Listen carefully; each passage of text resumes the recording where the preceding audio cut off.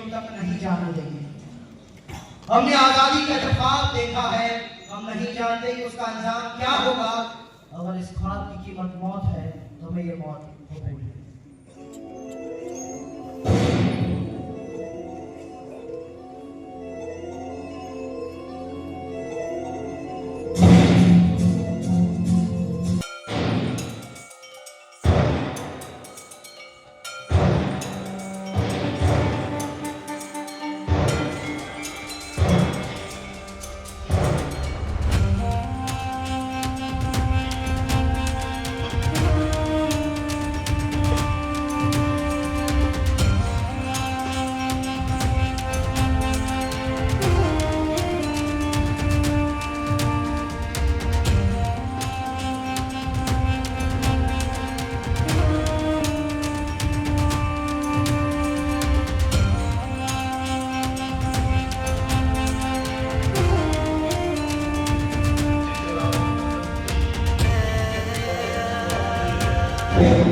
सन 1857 स्वतंत्रता संग्राम की इस विषम परिस्थिति में जबकि समूचा देश एक बड़े परिवर्तन से जूझ रहा था, अत्यंत स्वाभिमानी पंडित ब्रजनाथ जी का उनके पिता पंडित प्रेमधर जी से दान के विषय पर वैचारिक मतभेद।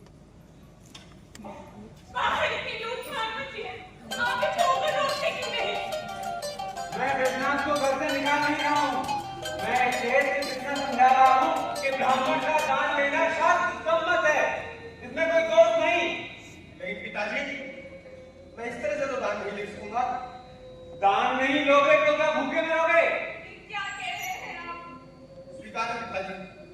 तुम्हें स्वीकार है, मगर तुम्हारी पत्नी, बच्चे, उनका क्या दो? अरे तेरे पिताजी सही तो कह रहे हैं। अरे क्या होगा इसका? कहाँ जाएगा तू? तेरे पिताजी भी तो जीवन भर दान देते रहे। दान दक्षिणा लेने में कोई बुराई नहीं है बेटा, मेरी बात सुनो। माँ, मैं व्यासपीठ के अलावा किसी प्रकार का दान स्वीकार नहीं कर सकता।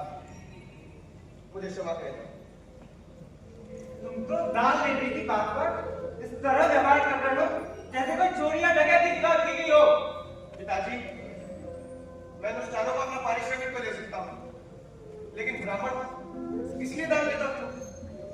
दान तो क्या, मैं उसके अंश मात्र का भी भागी नहीं बन सकता। तो फिर क्यों खड़े हुए ग्राउंड में? किस गाड़ी की प्रतीक्षा है? इसमें भी उसी दान का अंश है। निकल जाओ घर से। ऐसा मत कीजिए, ठीक है पिताजी, मत कीजिए। यदि आपको भी यही स्वीकार है।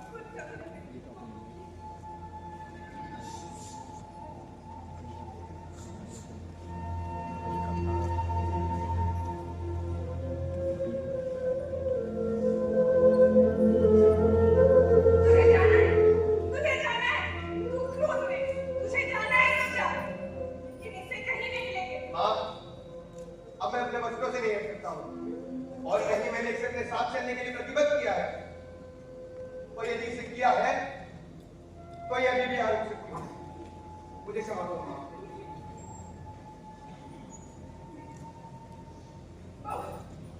तू तो समझती है ना, अरे कहाँ जाएगी ऐसी हालत में? जानती है, बाहर अंग्रेज भारतीयों को देखकर गोली मार देते। इसमें क्या होगा तेरा? मैं भी बचूंगा। क्या करूं मैं? इसके साथ जीवन जीने का वचन दिया था, उसका साथ निभाऊं या फिर मारी जाने की मैं सीख करूं। मुझे क्षमा करो। नहीं, मुझे क्षमा करो। अरे आप रोकते क्यों नहीं? अरे रोक लीजिए मेरे बच्चों को।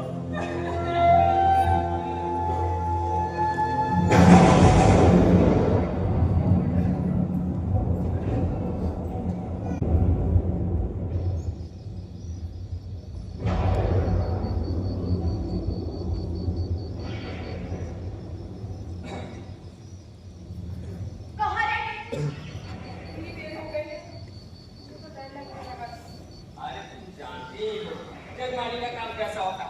अब जजमान भी वैसे नहीं रहे, छोटी छोटी चीजों के लिए इतनी लचर पचर करते हैं। ये नहीं समझते कि पंडित जो बात बोल रहा है वाजिब भी हो सकती है। अब आप कीजिए तो भोजन लगाती हूँ। नहीं, भोजन करके ही लगे। सारा दिन एक ही जगह बैठे रहने से हालत खराब हो जाती है। पंडित जी की आपकी कुछ खबर नहीं? कौन पंडित जी? अच्छा, ब्रजनाथ पंडित जी। हाँ वही, और कौन? उनकी की तो पुलिस की साइड है। लेकिन सच कहूं, इस माहौल में जब किसी को कुछ होने वाला होता है तो मेरा मन अंदर से उचट जाता है और सोचने लगता है कुछ ना ही हो तो अच्छा। पता है कि पड़ोस के घर में उनके बेटों को राष्ट्रद्रोही बताकर उठा ले गए। कहते हैं कंपनी में शासन गया और राजनीति सुशासन की सरकार। सुशासन कैसा? प्रत्येक राजा आम जनता को यही तो अनुभव कराता रहा कि अब तक का श्रेष्ठतम शासन, अब तक देश लूटा जा रहा। अब हम इसका कायाकल्प करेंगे। लेकिन इसी इलाहाबाद में कहीं हजारों नशर भूल गई। हमारे कितने हैं रिश्तेदार, भाई बंधु बिना कारण जाने के मार दिए गए। और कोई फर्क नहीं है कंपनी के राज में और महारानी के राज में। कंपनी हमें बेवजह लूटती थी और ये महारानी कागज पत्र दिखा कर लूटती है। बस मुन्ना कहते हैं उनकी संतान स्वस्थ है। हाँ, मैंने इस विषय पर विचार किया। यदि उनकी संतान आज पैदा होती है तो हमारे देश को नई राह दिखाने में मदद करेगी और आने वाली पीढ़ियों के लिए भी मार्गदर्शन करेगा। हाँ बेटा। अरे वाह, अरे रुक, बात तो सुन। ठीक है बेटा, ठीक है। 1857 गदर के करीब 4.5 साल बाद, तारीख 25 दिसंबर सन 1861, यही वह ऐतिहासिक दिन है जब इलाहाबाद के लाल डिग्री मोहल्ले में पंडित ब्रजनाथ एवं मुन्ना देवी के निर्धन परिवार में शिशु मदन मोहन का जन्म।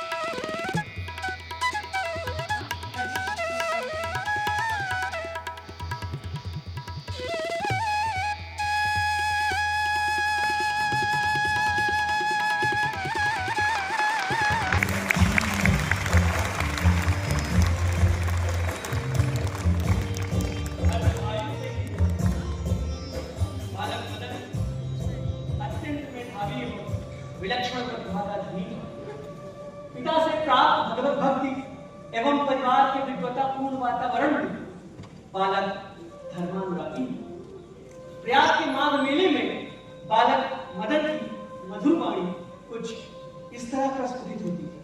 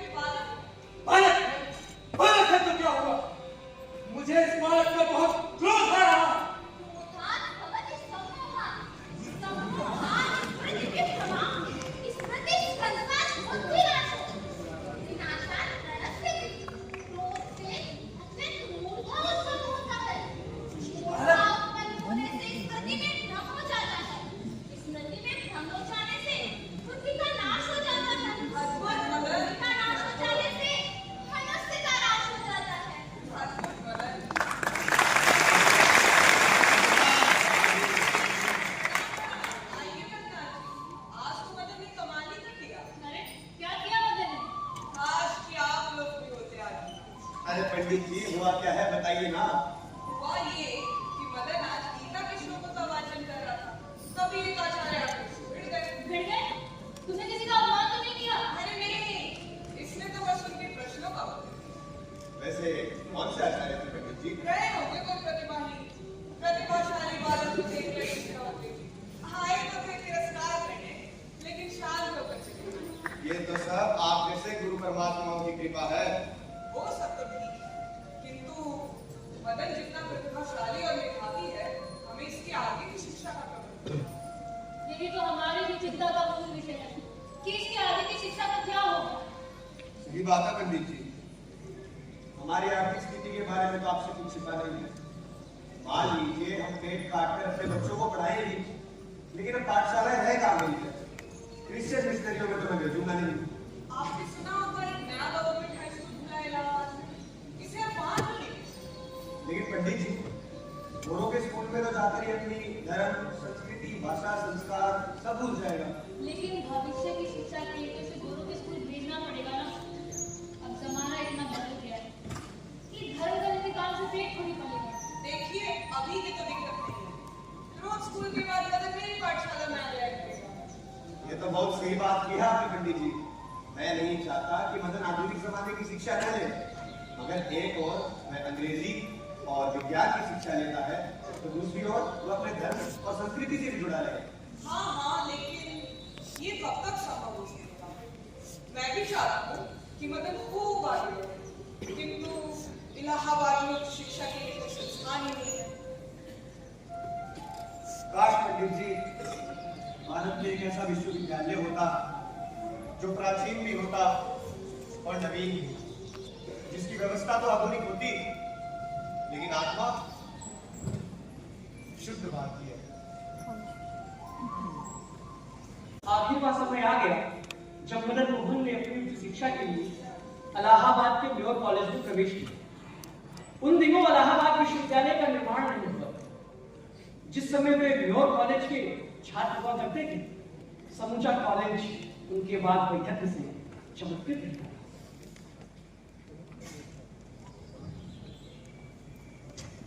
अरे मदन, जगत, मनोहर, कैसे हो बच्चे? अच्छा और तुम्हारी स्थिति भाई क्या कमाल की स्थिति थी। लोगों को तो तुम्हारी स्थिति इतनी ज्यादा पसंद आई है ना, सबसे ज्यादा ताकत तेरी स्थिति पर ही बची है। अच्छा हाँ मदन, काफी अच्छा बोलते हैं। अरे मैंने सुनना, मुझे सबके सामने बोलने में थोड़ा डर सा लगता है। जरा मुझे भी सिखा, कैसे बोल देता है? इसमें डरने की क्या बात है? बस क्यों जी? आज सोसाइटी भर में तो बीच पीते रहते ना। जी हाँ बताइए। इंग्लिश अच्छी बोल लेते हो, लेकिन क्या बात हो रही थी एजुकेशन की, और तुम लोग बस फ्रीडम की रेट लगाए जा रहे थे। तो एजुकेशन ही तो फ्रीडम का बेस है। कैसे बेस है? सत्कर्म जन बंधाए विद्या मुक्ते, यानी कर्म वही है जो बंधन में ना बांधे, विद्या वही है जो मुक्त करे। फिर से श्लोक, इन श्लोक बोलने वालों से मुझे चिढ़ होती है, इसीलिए हम पीछे हैं। पीछे है? कहाँ पीछे है बताइए जरा। इसकी भी गलती नहीं है, इसने अभी यूरोप थोड़ी देखा है। देखा होता तो इसे पता चलता अभी हम कितने अंकित हैं। ये अभी यूरोप से लौटा है। हाँ, लेकिन अब कहाँ से यहाँ घूमना नहीं, जल्द ही वापस लौट जाऊंगा यूरोप। यहाँ की जहालत मुझसे बर्दाश्त नहीं। हाँ हाँ लौटेंगे, हम लोगों को भी आप बर्दाश्त नहीं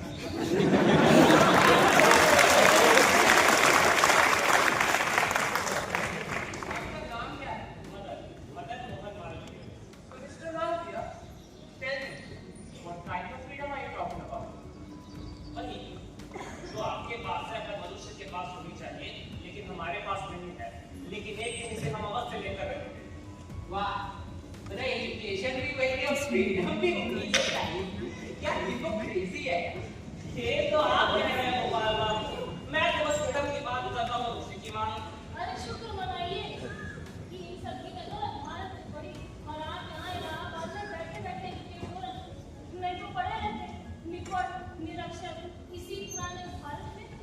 मिस्टर मालिक, ये बात तो आपको ही माननी पड़ेगी कि अगर मैं आपको एजुकेट नहीं किया होता तो कौन सा एहसान कर दिया आपने? आप हम पर शासन कर रहे हैं, हमारी सारी प्राकृतिक संपदाओं का इस्तेमाल कर रहे हैं।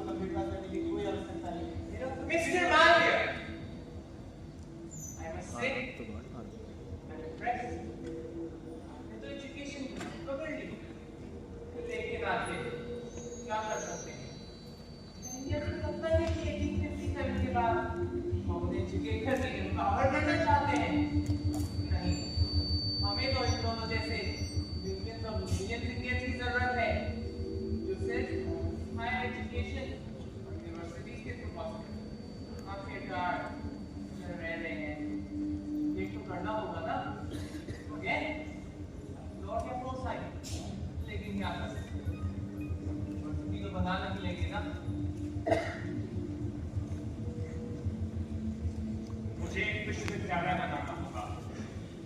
एक ऐसा विश्वविद्यालय जो आधुनिक भी हो और प्राचीन भी, जहाँ ज्ञान भी हो और धर्म भी, जिसकी वेद ज्ञान की सभी शाखाओं से लेखित हो और आत्मा भारतीय हो। क्या हुआ मदन? इतने चिंतित क्यों दिख? बोलो बेटा। माँ, अगर इस तरह की शिक्षा व्यवस्था चलती रही तो हम तो मानसिक गुलाम हो जाएंगे। बेटा, तुम भी बहुत परेशान हो गए। देखो एक देखो तुम्हारा स्वास्थ्य कैसे गिरता जा रहा है। पिताजी, पर धर्म और समाज के लिए भी तो कुछ करना होगा। निश्चित करना होगा, लेकिन अभी तुम्हारी अवस्था, स्वयं की शिक्षा और स्वास्थ्य पर ध्यान देने की है। इन सभी के लिए तो अभी पूरा जीवन खड़ा है। चलो तो हाथ मुंह धो लो, मैं खाना करूँ। जाओ बेटा। लेकिन माँ, मैंने कहा जाओ। चलो। देखा आपने इस बालक को लेकर मैं क्यों परेशान रहती हूँ। शुरू से ही हमारे सारे बच्चों में थोड़ा अलग है। मुझे तो बहुत डर लगता है। कुछ कीजिए।